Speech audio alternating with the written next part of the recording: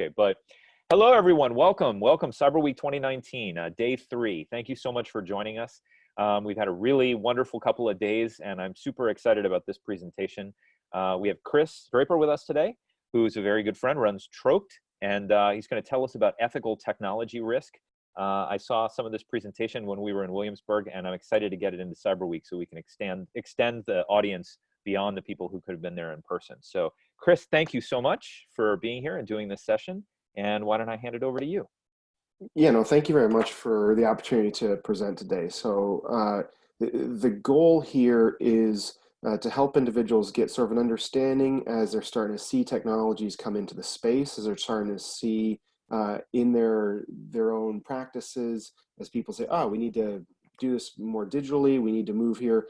Not just what are the risks, how should we start thinking about them, why are the risks different, and what does that mean for ODR? Both in how we approach ODR, but how do we actually approach the tools we're using? So to start off, we'll start with a few major premises we're using as we're thinking through this, and then get into understanding how we actually should be laying out the problem, and then into an application of what does this mean for me?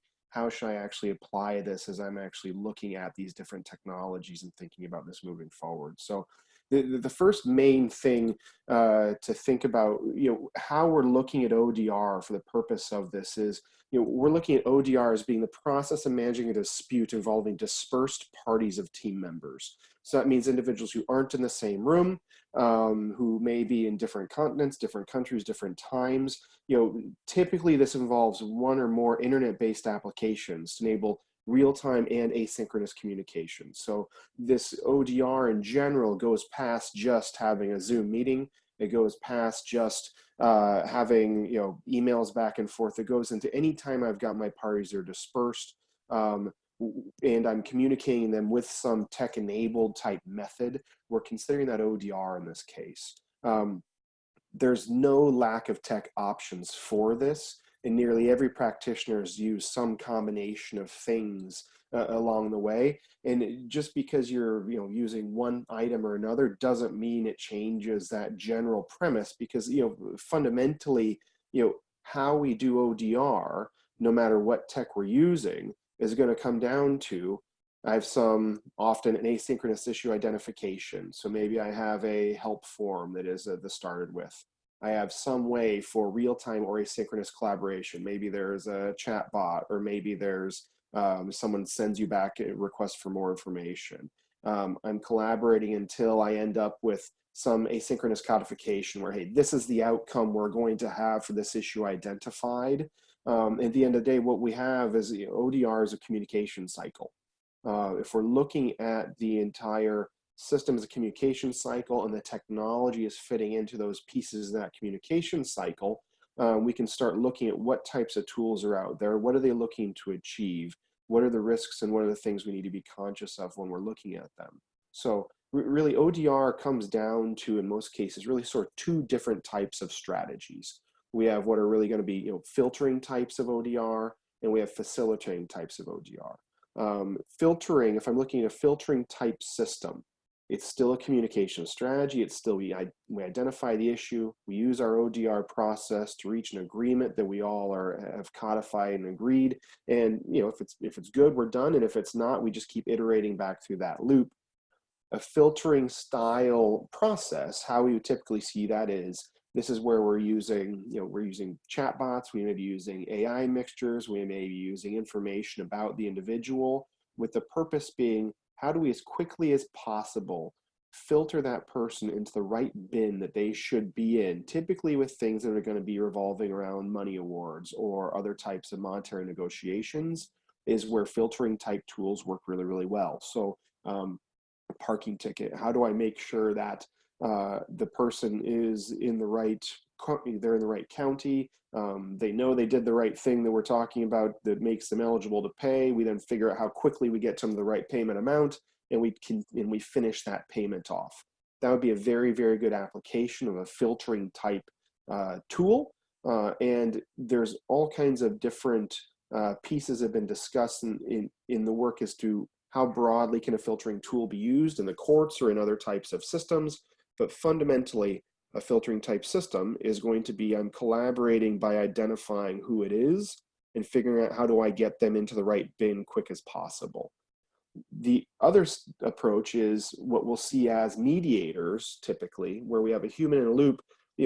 Facilitation type tools involve a human in the loop somehow, whether they have some real-time communication plus some other asynchronous method, which would be emails, documents, phone calls, texts. When we're dealing with facilitation style tools, this is going to be the majority of where we're focusing on to examine the risk and examine how we should be approaching this risk for the purpose of improving it from an ethical perspective. Because when we use this type of communication method of we've got some real time, then we've got all these different types of tools, they're disconnected, not often centralized, partially centralized. What we really have in this risk is we are responsible for both confidentiality, meaning all those documents are going to the right place, all those messages are going to the right place, and we're responsible for privacy. So as a mediator, as someone who is using a technology tool in their mediation practice, these two requirements, these two responsibilities don't go away. The challenge is when I'm using Zoom plus these other tools, what I fundamentally have is, maybe some Zoom with just a cluster. This cluster is where we see our risk. And this risk is in the well-intentioned person who is involved in your system is more often going to be where I lose data. It's someone sending an email to the wrong place. It's that email that is not clear enough. It's that someone's making inference from that from that document I wasn't expecting. And when we've done studies on how often do emails either go the wrong place or do they get misinterpreted or have I got data that's released in the wrong location? We're talking on the order of 2 to 10% with an average around 4% where we actually have an issue. That's a significantly high error rate in something that could be very sensitive, something that could actually be worth protecting. And so it's not only just that it's lost. The other piece that's changed nowadays when we start digitizing is that lost and that value is bigger than it's ever been before. When we're across the table, we've always sort of liked to believe that sitting across the table, exchanging paper is the safest way to do things.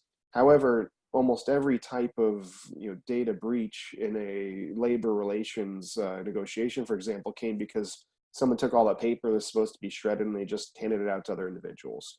We have these voluntary breaches, or we have accidental breaches that always existed in the paper world. Yet now that we're digital, they take on a completely different cost, a completely different risk, because now those pieces of data don't degrade and they're highly contextualizable. What that means is there's a lot of people who have in the past sometimes had maybe a post-it note that might be sitting on the back of their laptop, and as they cross the street it may fall off or it may fall into the street, and it may contain every password they've had that they've had to change like 53 different times. Previously that post-it note just went away and got destroyed and got run over a few times and the data actually disintegrated. Now if I have a digital post-it note, it doesn't. It's around forever. And it also used to be in the day, if I had that post note on the sidewalk, and let's say it didn't actually get completely destroyed before someone picked it up, I had all these just random letters and numbers. No one knew which computer it came off of. No one really had an idea how they would find me and steal my computer back to break into it. Now, in a digital format, that digital post note can be assembled quicker and more clearly than it ever has been able to be assembled and contextualized before. Both of these make things that were previously just sort of, that's a piece of data that no one cares about, or that isn't really important because we don't really know what it means or anything else like that. It makes things that were previously safe breaches are now highly sensitive. It does not mean that we need to make sure that no breach ever happens and no misdirection ever happens. That's impossible. It is not possible to prevent every intrusion that we're ever going to have. However, it changes what our responsibility is to protect. So when we're looking now at what is a reasonable effort to protect data, and this is in the very exciting section of the ABA standards I'm sure everyone has paid a lot of attention to.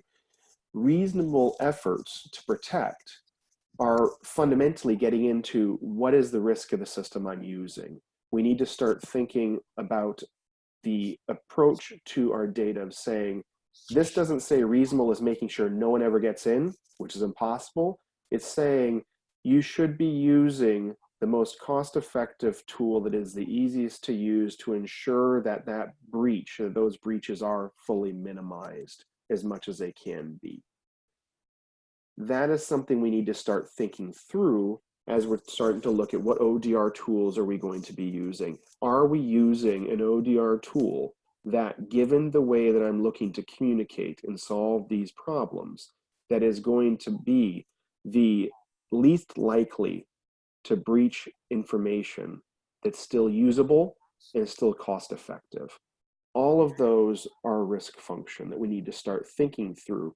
And this is how we need to start thinking through, how do we start to assess the risk of the tools we're using?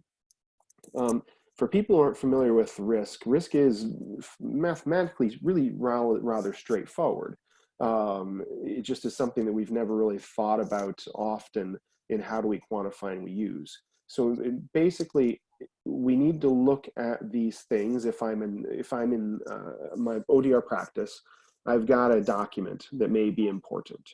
And the event may be this document all of a sudden got out of my control, got out of the control of the parties who are here, got out of control of the parties should be. So when we think about risk, we think of it from a perspective of an event.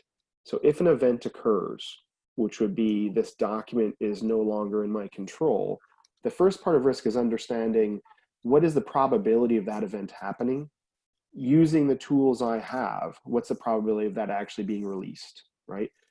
Historically, we've thought in the physical sense of, if I have a piece of paper in a meeting, the probability of that paper not being in my possession after the meeting is, I left it there, or my briefcase fell open on the way away. There's going to be a certain chance that I could just lose that piece of paper. And there's ways I can mitigate that. Like, as soon as the meeting's over, I can shred it, or as soon, I can double check it when I get home, or I can file it in certain places. There's ways to adjust that probability. In the tech world, there are too.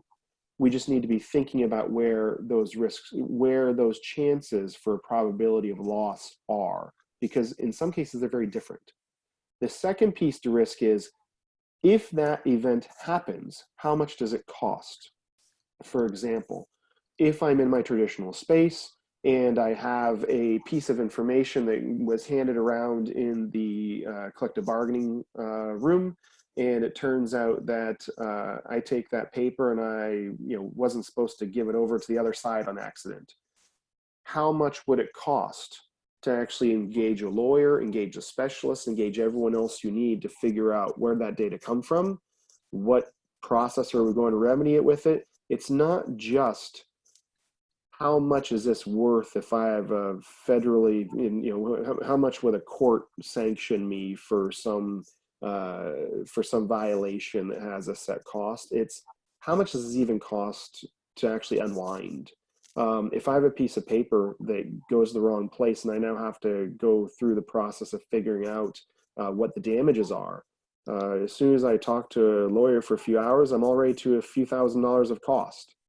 Cost, as we're looking at it from a risk perspective, has to be fully inclusive of what is the actual monetary issue that's going to occur if this event happens. When we put those two pieces together, the probability of something happening and the cost of it, we end up in general senses with risk. If I'm going to actually be evaluating it, we have low risk regions, which are something that doesn't happen very often, and even if it does, it doesn't cost a lot, to high risk regions where this could happen a lot, and if this happens, this is really, really, really bad.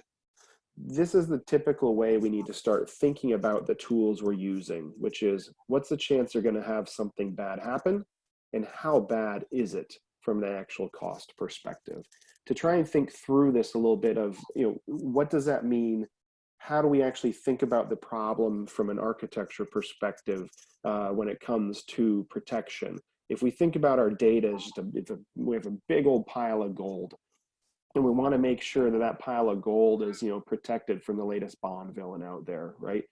The first way we think about protecting is we just say, you know what, I got this gold, I'm going to put a door on it. I'm going to lock that door.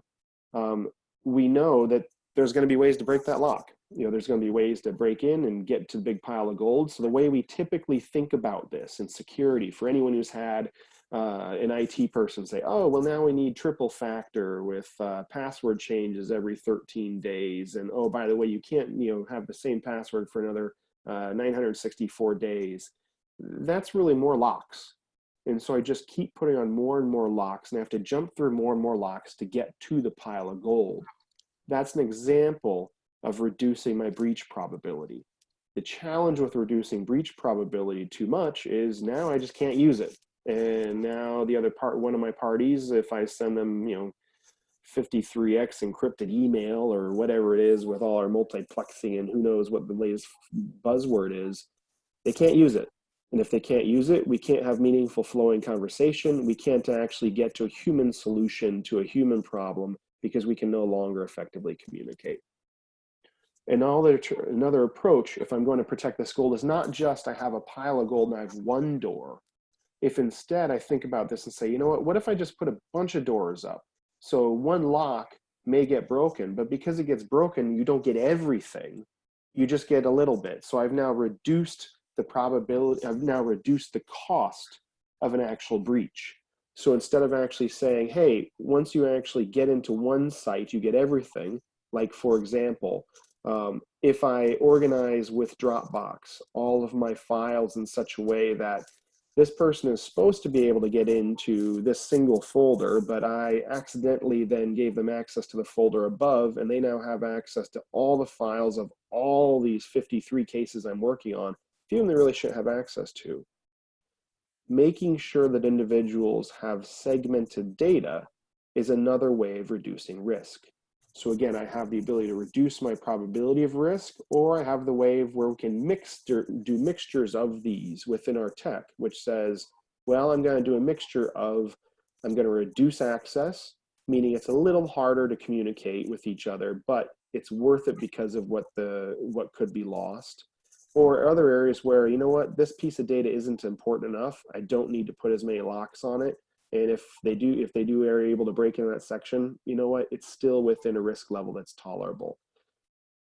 This method of protecting gold is what we need to be thinking through as we're starting to evaluate ODR platforms, what is useful and what is actually appropriate, because all of them are going to be a trade-off between, in this case, if gold just sitting there unprotected on the ground, all the way down in the bottom right to our low risk area, which is so many locked doors are locked really, really tight. There's a cost trade-off that we're all going to have to wrestle with. And we're all going to wrestle with it because no one has unlimited dollars, and everyone has to figure through what are the most important pieces I need to protect, how much protection is important, how important is data I'm protecting, to make sure a system is appropriate for what we're using. What our argument is given how the ABA's new clarification is stated, given what we know about the model that, this is a model that Angie Raymond of the University of Indiana and myself have been exploring more fully. It's a reapplication of a model that's been in acceptance and use for over 50 years in a number of high value industries. Our argument is, if you have a reasonable option for reducing technology risk, which again, as we've seen before by ABA definition, is this is a tool that isn't too costly, that is easy enough to use, that does improve on the reduction in breach, that does improve on breach risk, it's unethical to maintain your current system if you could switch to something that will reduce the risk of the system you're using. Now, as we say again, email-based losses are relatively massive when you're looking at how often they happen, given how secure we are wanting to believe they are. Our current practice for the vast majority of facilitative ODR systems, which is I may have a meeting, I then go and email some information around, maybe we work on a shared document. Our current practice of well-intentioned individuals, and this is not, Russians trying to hack in and steal stuff, because that is not your normal failure case. Your normal failure case is individuals who are well-intentioned, supposed to be in the system, accidentally saying things in the wrong place. Our current systems right now are putting us in what we would argue is an unethical location to remain. And now the question is, how do we shift that risk down as an industry, as practitioners within technology-assisted dispute resolution? How can we look at these issues of risk? How can we look at what these tools are doing and where their strengths and weaknesses are to do our best to shift us closer to an appropriate risk environment? Which brings us a little bit to how do we actually assess these tools? As we're looking at these tools we think we're going to be using, whether we're using Dropbox, whether you're using Dropbox and email, whether you're using Slack or meetings or Microsoft's version of Slack, Teams, no matter what your tool is, it's important to think through as you're using that tool and as you're getting comfortable with your ability to accurately use that tool. We need to be asking a few questions with regards to the data that's in the communications that we're having. So as I'm using the tool and we're thinking back to the gold model, what we need to first think through is, if I'm using this tool or these collections of tools to their full potential, I'm using them correctly, what is the chance that, is this really gold? What I mean by that is, if I'm sitting with a system that uses email, text, phone calls, documents being sent around, when I get to the end of that usage of that tool, is the codified agreement that I think I had, what's the chance that that's not right? For example, when we started working with unions early on, we would start going into spaces where we'd see the final contract. We would start entering the final contract to help get them onboarded. And invariably, we would have multiple situations where someone said, oh man, that section's not been changed. That's a complete wrong section. We had one where every single number in 2 appendices were wrong, and they've been wrong for multiple years, just because of this management of the communication process that arrived at a document that everyone signed off on. It turns out it was 100% wrong in all the salary and supplemental salary schedules, and it had been for years. That is a multi-tens of millions of dollar problem, just because what we thought was gold is not, because of the tech we were using being unable to ensure what we thought we agreed to is what we actually agreed to. As we look at our ODR tools we're using, we need to take a very clear head of, is this tool going to provide me an opportunity to not end up with what I thought I had? The second piece we need to be asking ourselves, will it remain gold? What I mean is, even if we have the thing that went in correctly now, what's the chance it could be changed, or what's the chance it's not defensible later? This is where you have and more importantly, should it remain? What I mean by should it remain is, let's say I've reached an agreement, and that agreement is one where, in a restorative justice practice, you shouldn't be able to maintain all the documentation around restorative justice practice in a way that you don't know it's still there. If I do restorative justice, it's supposed to be expunged. You can't ever find it again. What if the tool you're using accidentally saves copies of it? Or what if intentionally saves copies of it? They're perfect forever. The big discussion around this is blockchain. Blockchain, when used correctly, when used for what its purpose is, which is to say, I am able to identify from this file, this is its inherent DNA, and I can always in the future ensure that that DNA has never changed, or if it has changed, I know it's different.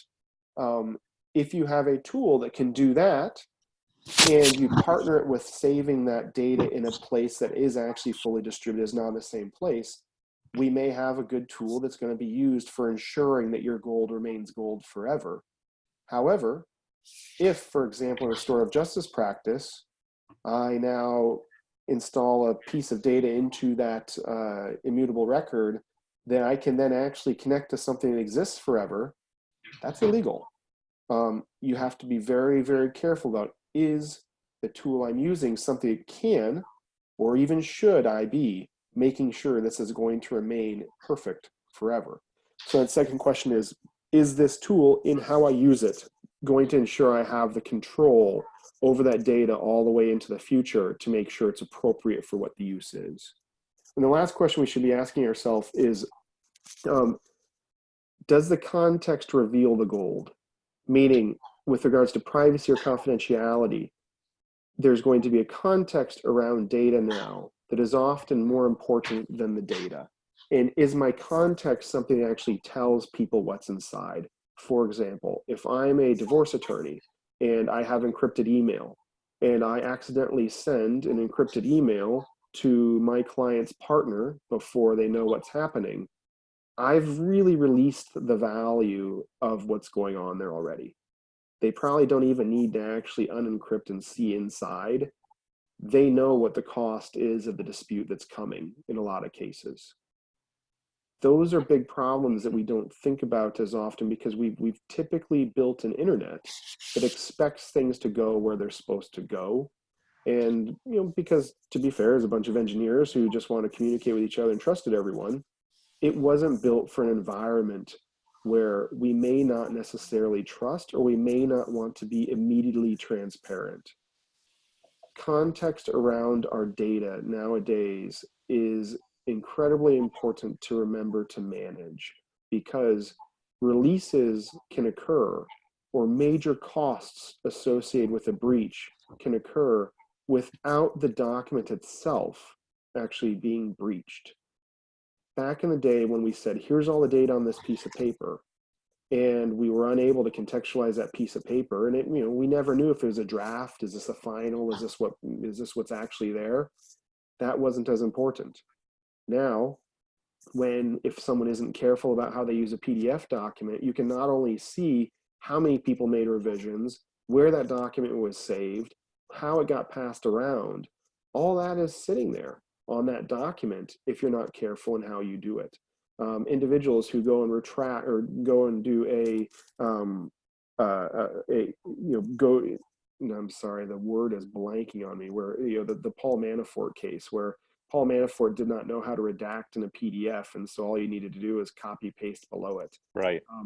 These redactions nowadays, if not done correctly with regards to technology, you can see what's under there, because many of these platforms are designed to collaborate with parties you trust. In ODR, that is not always exactly what we want.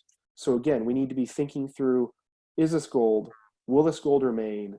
And am I actually giving away the context when I'm not intending to? So those are really the big questions we want to be looking at and asking as we're actually trying to analyze an ODR tool that's appropriate for us, or that's appropriate for practice, or that we should be engaging with. The next question is, just basically, what does an analysis look like? Risk is really a measure of uncertainty in our world, and as we all know, our human brains don't do uncertainty. We're not built for that. We're built for specific numbers, and we're built for these items. That isn't always possible. We aren't able to say, all right, this system is a risk of this level, and this system is a risk of this level. This one's perfectly better and different. It's very rare that we will get to a specific number to make these choices. However, we should be stepping through a mental process of giving us some general sense of where we sit as far as quantification goes. And the way we do that, in a lot of ways with these types of systems, we may not always fully understand, is we want to start by keeping it just very basically simple. We start by saying, hey, I've got this fragmented data. And our first question is, how could it get out of my control?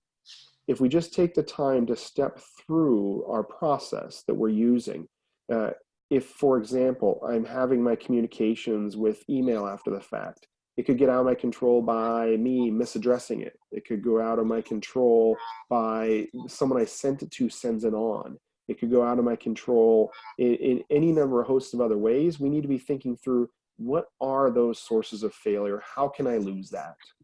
Once I start to know how can I lose that, the next question is, would its context leak? while it remains safe. This is the case of, archived email, of encrypted email.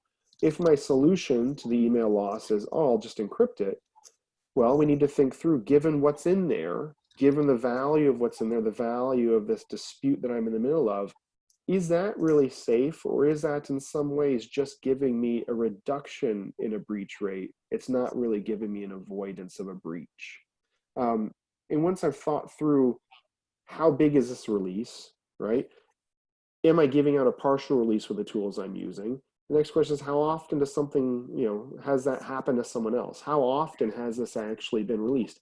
Email is one where we haven't really done a whole ton of studies on email releases, just in one sense, given just the statistical problem, the statistical nature of that problem, the challenge of it. The next question is, we in a lot of ways have sort of bad data on what those releases are.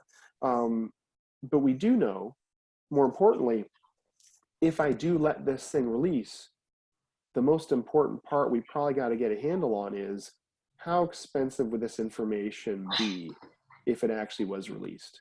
So am I sending something where, man, these are the keys of the kingdom in this big dispute that's worth $40 billion? And if that's the case, you probably really need to make sure the probability of getting to the right place or staying controlled is fundamentally different than, we're negotiating a $50 bar bill where we can't figure out who didn't pay their tip. Those are two very, very different consequences. And the biggest piece of ODR risk assessment is making sure we start to be conscious of, how big is this problem? And is there a general sense that we're in the right region? Because the only thing we really, really fundamentally know right now is, for the vast majority of what we're doing that could go to court, it is not appropriate to be using email or cloud-based tools in their current configurations as they're used for collaborative tools. We know that's not appropriate. We would argue it's unethical to not change from using those tools if we are. The big question is, can we get thinking through ways to do better, even if we're not ever going to get to perfect? Because perfect is not possible, but remaining where we are, if we know we have the opportunity to do better, is what we should be striving for.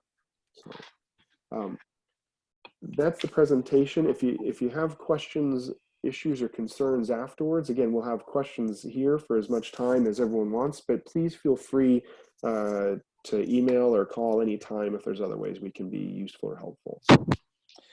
Chris, wow, what a great presentation. I mean, my mind is reeling with all the ramifications of this. And if you have some time, I would like to open it up for people to ask questions and give you some feedback, if that's okay.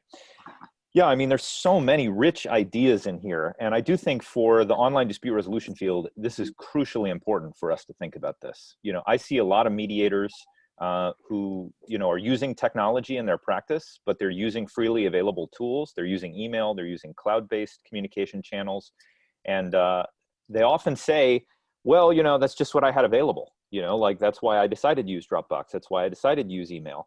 And then you say to them, well, the ethical guidelines for practice in the field say we have to take appropriate efforts to protect the confidentiality, to minimize the risks as you describe. And then you're not doing that. By using these tools, we may be exposing our parties who, we are pledged to serve, increasing their risk to a certain extent of some of these breaches that could be potentially catastrophic.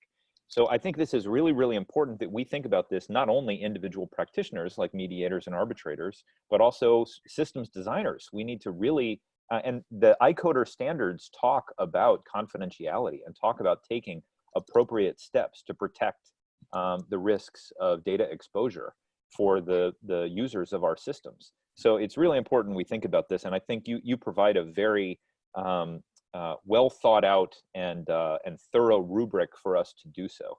I love the catastrophe value curve. That's like my favorite term ever.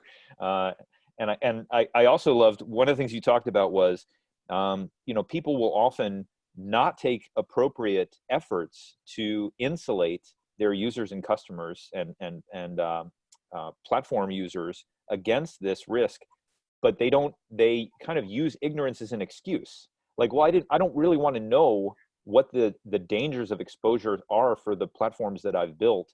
Because once I know about it, as you say, then you have an obligation to actually take action against it. So I think people turn a blind eye to some of these issues because they don't want to know because it may necessitate action on their part.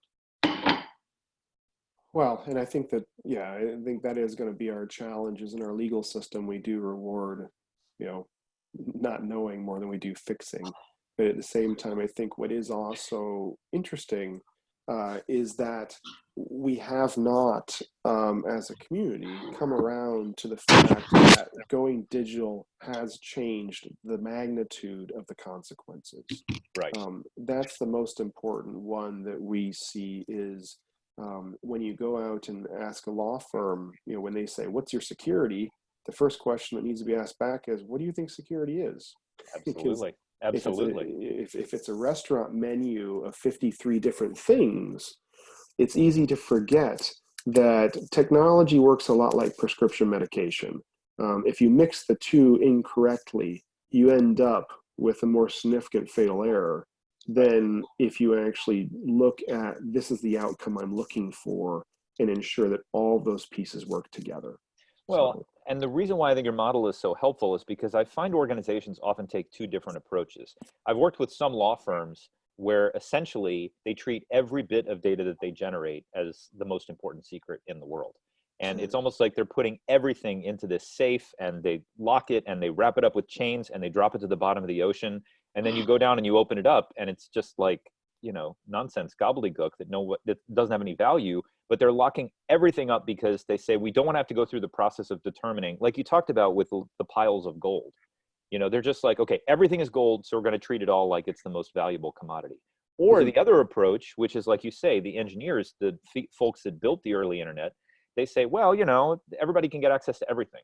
And, again, we're not going to go through the exercise of determining what's more valuable and what's less valuable. So we're just going to put everything out there. And I definitely see this with the younger generation where they say, everything's free. I don't need to protect anything. I'm an open book. And they're not really thinking through the ramifications of the exposure of different types of information. Obviously, financial and medical information is different than text messages you send to your wife, which is different than public pronouncements you put on your Twitter profile. But because we don't want to go through the discipline of looking at all of those different bits of data, we just presume either it's all extremely valuable or it's all not valuable. And then, as you say, we only have one door. And either we put 10 locks on the door or we put 0 locks on the door. But I love what you're talking about in terms of thinking through all of these different stores of data and evaluating kind of their relative importance and then putting them all behind individual doors and then putting the right number of locks on appropriate to the value of the information that's behind that door. I think it's a very smart way to think about it. Well, thank you. Yeah. Right. The other thing you talked about is, when it's in the box and the gold is in the box, and the question is, we know there's gold in the box, but there's the ability to sort of pull a component out that will make it not be gold anymore. So you talk about, will it remain gold? And I think about, key-based information. There's some email security where you can send out emails to people all the time. And those emails go out in the public, across the public internet, and they sit in people's inboxes, saved on their computer. But you, because you have a key, you can actually pull that key at some point, and then all of that data, even though it's already been distributed out all over the internet and it's saved on people's hard drives, it all becomes gobbledygook because you can pull out the one piece that then removes its intelligibility. And I think that that's another interesting, there's so many possibilities for us to manage data. The sticky note that falls off your laptop and gets driven over in the street and eventually dissolves, there are ways to create dissolvable data online as well. It's just we're not currently doing that. Right? I mean, every year I get a bigger hard drive. So all I do is just copy my old hard drive onto the bigger hard drive. And then I get another bigger hard drive and I copy that. So now I have all these files from 20 years ago. And the question is, in the rest of my life, am I ever going to go back and look at those files? Or am I just going to keep copying them forward forever? And they never deteriorate. And they all, the ones and the zeros stay the same. So I think this whole notion of, can we think about ways to expire the data or have a key or something we can pull that would make the gold not gold, that would take its value away? I think that's also a very interesting way to think about reducing some of the risk that you talk about in your presentation. Well, the counter to that, that's actually we find more frequent and actually has been one of the major, sort of product change rollouts to Troct is we've just rolled out our own NeoPublic blockchain network that's Mm, designed for the legal field. And what we mean by that is the bigger challenge we find is a lot of governmental entities don't have the time, the value, the money, or the inclination to actually implement a large centralized system. So there's going to be a lot of, and courts are slightly different, but as you know, there's going to be certain areas where Tyler isn't the right fit for certain types of communities because just they don't have the budget or don't have the size, or it's just there's not enough people, right? sure. A town of 1,200 to 5,000 people, you're going to have town data scattered on all kinds of different laptops and servers and everything else. Hmm. The challenge is 10 years later, when you get to court, which one's real?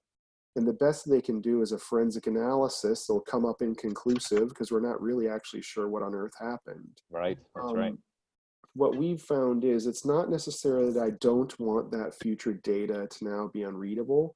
It's that I need a very low cost, highly distributed method of being able to prove my positive, not discount a negative, and say, this document right here that was signed, I then thumbprinted it, I saved it in this distributed network that Yep. isn't actually tied to one specific person.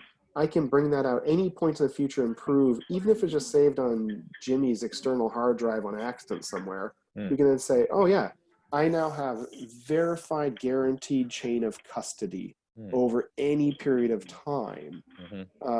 so that I can actually reduce those costs when I get to proving my reality. Because I think that is one of our big data challenges going to be, um, not just, well, I use this distributed network and I had some communication. So I Hmm. fixed it by sort of centralizing. Then after I sort of centralized, I then saved it somewhere. And now I'm like, man, I don't know which one of these ones I saved is real. Sure. Um, that in some cases is far more bigger issue with what's not gold than not. Like, quick example, there's a town we're working with where an individual had admitted to stealing $2.7 million of a $20 million fraud. Wow. It's now cost $650,000 to prove the actions taken in support of a theft that's been admitted to. We believe we're reducing that down to less than $1. And part of that is, how do we prove gold, but how do we do it smartly in a way where I don't also now, if used improperly, create something illegal in the restorative justice practice, or create something that I shouldn't be forever. Some data shouldn't be forever, and our tool is built for those pieces that we want to be able to validate. But how do we actually implement these things without crossing into this should be erasable? Both of those are big challenges in the data world, where now contextualizability and non-degradation are real issues. Well, I definitely have had that issue where I've signed a contract with somebody else, and we're okay, great, we have the agreement, and then 3 years later something comes up, and we're like, okay, well, let's go look at the contract, but I don't have the signed copy anymore. I don't know what happened to that because that was a paper copy, and they don't have the signed copy either. And then we say, okay, well, let's look on our hard drives. So then we have two different versions of the contract, and they're Yep. not the signed versions. And it's like, okay, well, I don't know which one was before. They're slightly different around the clause that is most. So if there was a notion of us having this public tracker, maybe a blockchain distributed ledger or some other thing that says, okay, well, we now have this agreed upon contract and we put it in there and it's time stamped, then we could go refer to that. Well, that would resolve that issue. I mean, the thing that interests me, because you do talk about blockchain and the private blockchain that you guys have built. I mean, a big part of blockchain to me is the sort of the public accessibility to it. Like anybody can go and refer to the blockchain and say, okay, well, we have a disagreement between these two things. Let's go to the tape. And we know that the tape can't be changed, so we can go and take a look at it. How does your blockchain work in that respect for Troct? Yes, there's two pieces. So number one, our blockchain product is actually what we're calling NeoPublic, because what we do is, while we do use pre-approved direct connected servers, the operation of those servers is fungible. Mm, So the two main differences are, it isn't like a bunch of banks where if one bank pulls out, it sort of breaks the network. mm, It is where that ownership can be transferred. The second thing that is different about our network is our governance committee, which is chaired by Angie Raymond, is an Austrian-based strategy Mm. versus what is typically a neoliberal strategy in blockchain. So usually in blockchain, those who have the most access to resources drive the usage or drive the number of influence within that network. Our network is such that the business use case is democratized, the ownership and the operations democratized. Therefore, you don't end up with anything being fully private, but you are able to actually put a value prop on, and others are able to actually block moves that would decrease the value of the network. Wow. So if someone does want to actually make their access to their node fully public, fine. As long as it doesn't reduce the value of someone else's use case of it, no problem. Very smart. But the bigger piece that we've done within ours is we've completely separated transaction context from data. So a piece of data that's processed and written into our network can always be validated, but the purpose of that validation, the purpose of that certification of that file, so to speak, still remains with the portal that created it.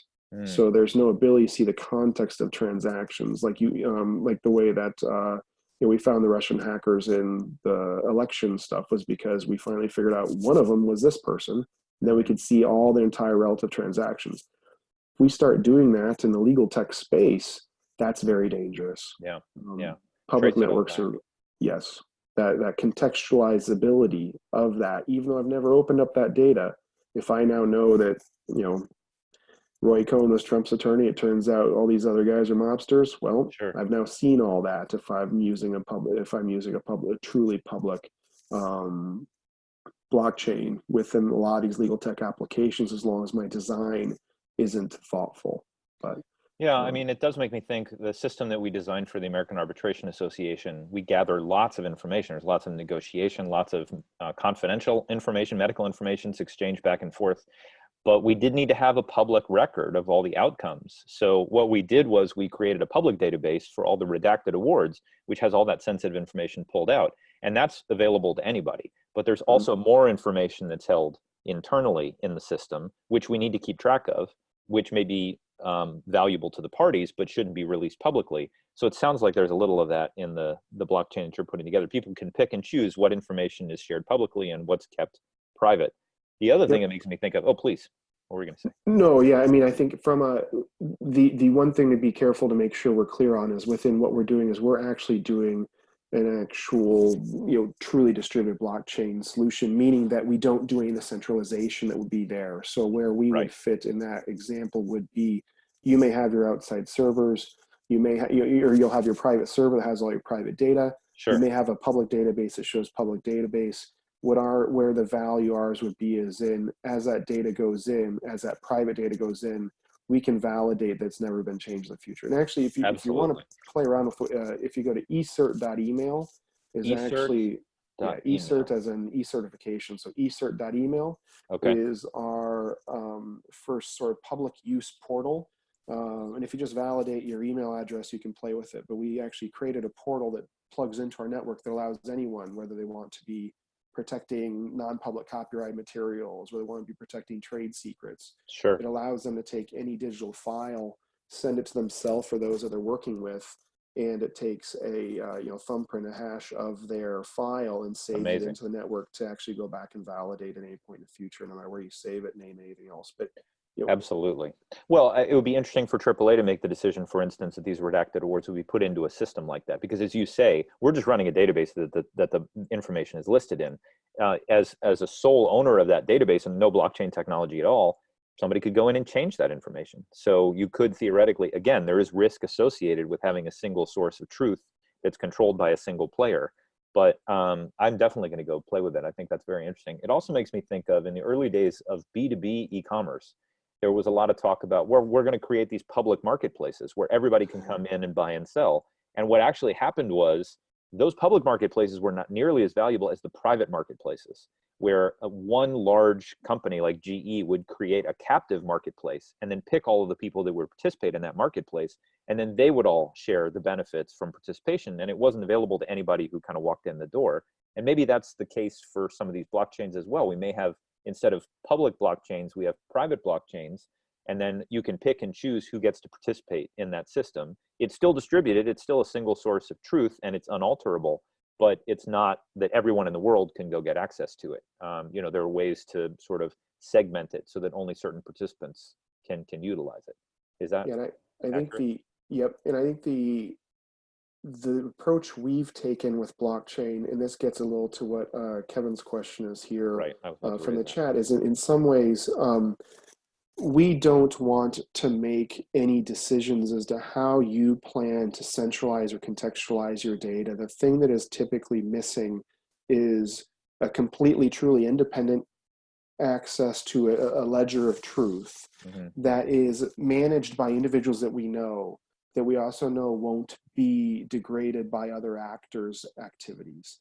This is where the work Angie Raymond with the Ostrom workshop and her work leading the governance committee is vitally important, is because let's say, for example, let's say, for example, that some small community doesn't actually want to have all their data saved in the same place that drug dealers track all their, human trafficking, right?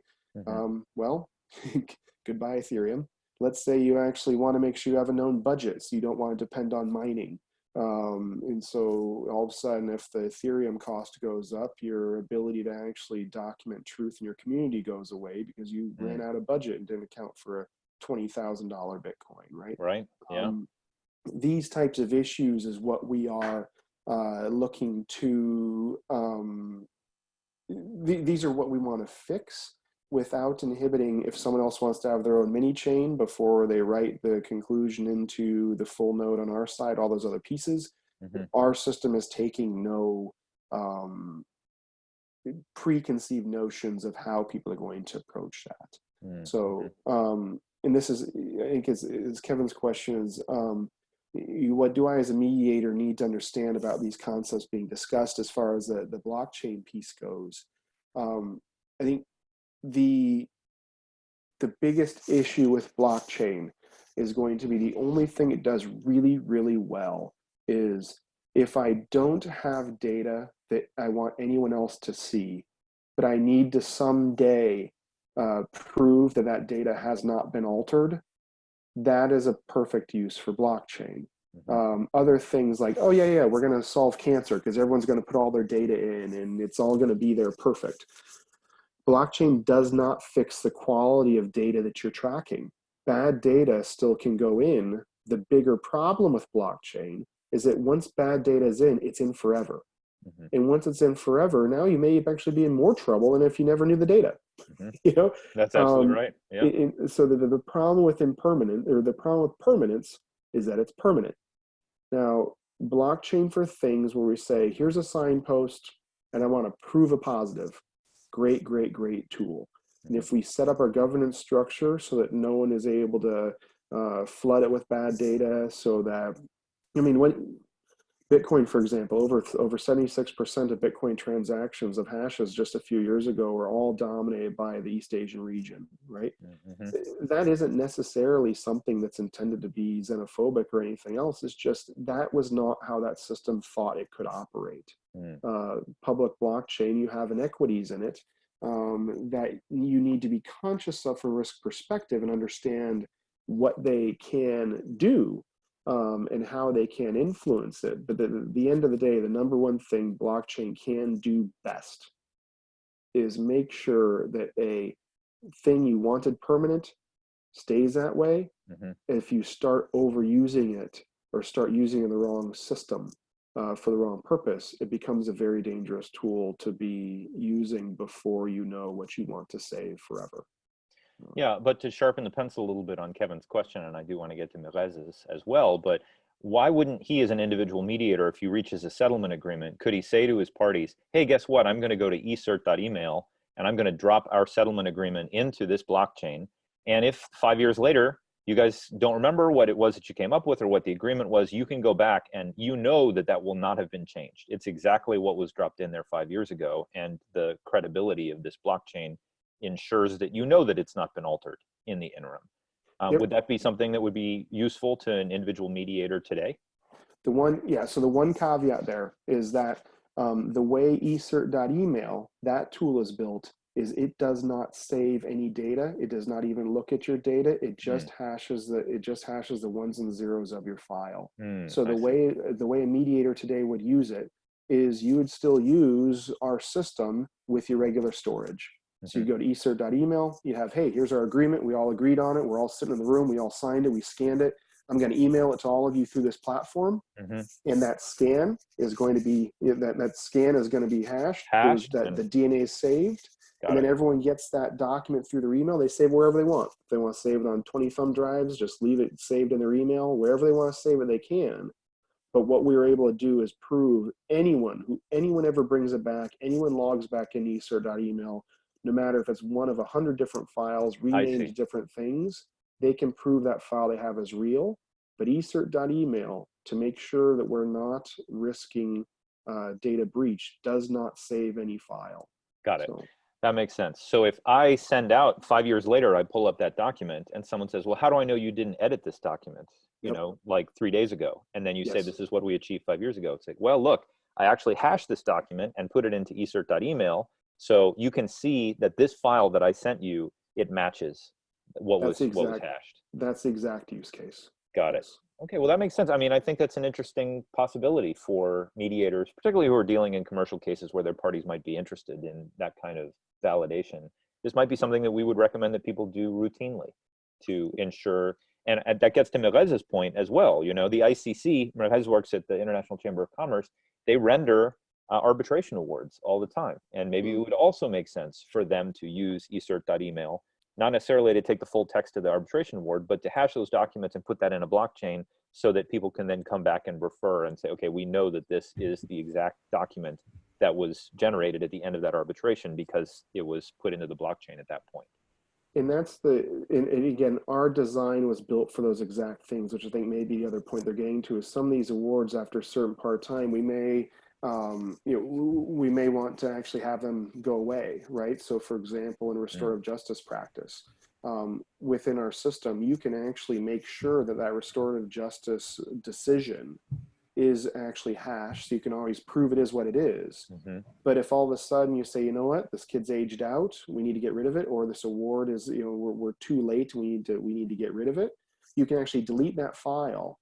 And even though that hash exists, there's nothing you can do with that thumbprint in our system to go rebuild what you were supposed to get rid of. That makes a lot of sense. Those are the types of things you cannot necessarily actually do within a public blockchain or within ones where you actually see the context, because there may be a situation it's like, oh, well, I know who these parties are, and wow, something happened back then. Right. So I know this person was there. With our system, you can actually completely vacate that context. You can actually completely get rid of that document.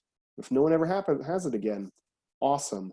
But if they do have it within the time frame they need, they can always prove this is the real one.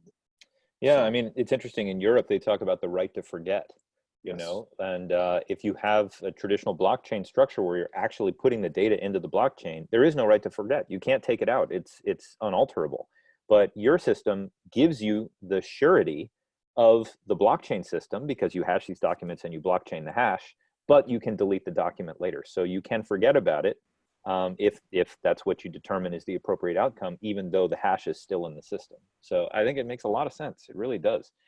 And I think this is something that ODR, over time, I think these types of techniques are going to become commonplace. And the average person is going to understand the value of using mechanisms like this. But right now, it still seems very science fiction-y and cutting edge. I think it'll be the purpose of what we were doing in this case, and again, for Troct in general, was how do we centralize communication so that your point earlier of, hey, I've got now instead of having counterparts or different documents everywhere, I don't know which one is there. Right. We eliminated that through what the Troct platform was. But again, the piece we were seeing bigger issue was that people's ability to prove truth in these distributed systems everyone's using. Most people don't want to centralize. In ODR, we're not going to hit great centralization. And that protection we are afforded, have always been afforded through the certified mail system, where I would take a document out, I'd mail it to myself, and the court would Sure. accept if it's there. We built the digital version of that because within the ODR space, that's something that's, very important. We built it for the purpose of proving a positive, not to disprove a negative. Absolutely. And that's an incredibly important clarification, how that tech is used. But in all these, the question with all of them is going to be, with our ODR tools, what's the outcome you're actually looking to achieve, and what are the risks towards or against achieving that outcome? You saw Kevin's other question there? Just saw it pop up here. So our risk managers looking at this requirement. I think that, yeah, so we are talking insurance companies and others. One of the big areas that is, the need for validating something that isn't shared is very broad.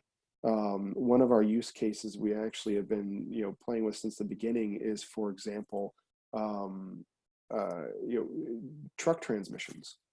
You have multiple sensors that all lead towards air quality violations. Those sensors are all made by competitors as they all get put in there. None of those competitors want to provide all their data over, yet if the NHTSA needs to see it, they need to see it all and know that it's real.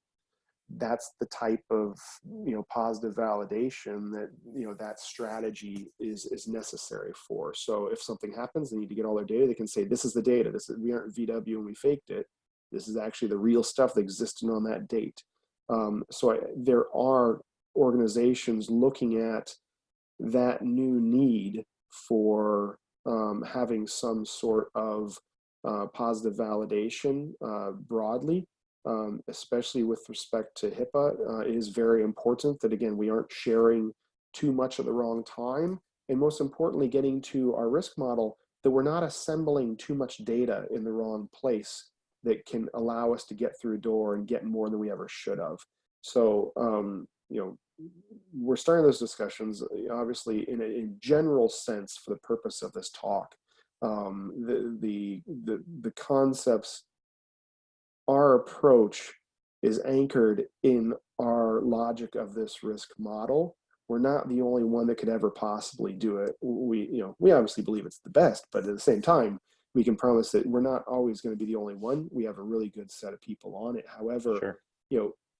Lots of people are looking at ways to achieve these same outcomes, which we hope is reduced risk regarding data breaches in these mixtures of centralized and decentralized data worlds. And ODR, where a lot of our tools are that mixture of centralized and decentralized, we just need to be very careful about, again, how these pieces of tech, which are prescription medications, interact appropriately or inappropriately to either give you more or less risk on accident. And also to hit that balance between usability and convenience and security, which you'd say is a trade-off. I completely agree with that. We used to say at eBay, we can make 100% secure system. It's just we have to eliminate all the transactions in it. No one's ever going to want to use it because it's too onerous. So that's it, hitting the sweet spot. That's the market challenge. Well, and I agree with the comment here that, within the internet, nothing's deletable. I think that there is, that is a question that we haven't yet wrestled with fully, is what is legally full deletion, right? Within Troct, for example, within our main system, we essentially centralize all the communication that gets to an award letter. We then need to get rid of all the working documents after that award letter. We've built a routine that does its best to actually scour every place in the internet, to hunt and delete stuff. The question is, can we say it's never been, that no fragment of data is anywhere? No. Yeah. I can screen cap. You'll never know. Yeah. Well, or more importantly, even just the number of places that Amazon is replicating it and the rate of replication, we cannot be proven it's gone. This is a big question that the courts are going to be needing to deal with. And actually, the ABA starts to take that with reasonable protection, is now that the data loss value is higher and these digital systems are different. We need to be more conscious of what does that mean in the tech. And this is, I think, Colin, you and I are on the ODR task force where we're wrestling with that right now. Is what are the standards that we need to be thinking about within the technology space of what does it, when we say this is gone forever, what's it mean?